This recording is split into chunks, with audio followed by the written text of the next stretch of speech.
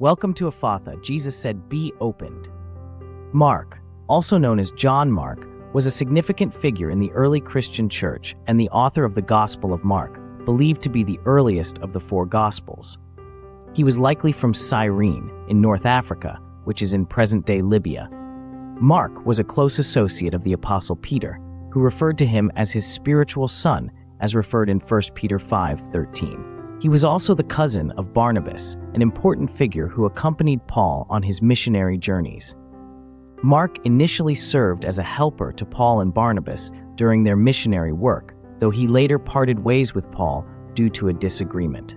However, they reconciled later, as indicated by Paul's request for Mark's assistance in 2 Timothy 4:11. According to tradition, Mark may have been among the 70 disciples that Jesus sent out, as noted by early Christian writer Saint Hippolytus. It is also believed that the upper room, where the Last Supper and the events of Pentecost took place, was in Mark's mother's house, as seen in Acts 12:12.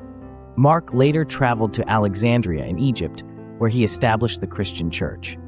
He was martyred for his faith, reportedly dragged to death through the streets after being tied to a horse. Mark's Gospel was written around 65 to 70 AD, during the time when the Roman Emperor Nero was persecuting Christians.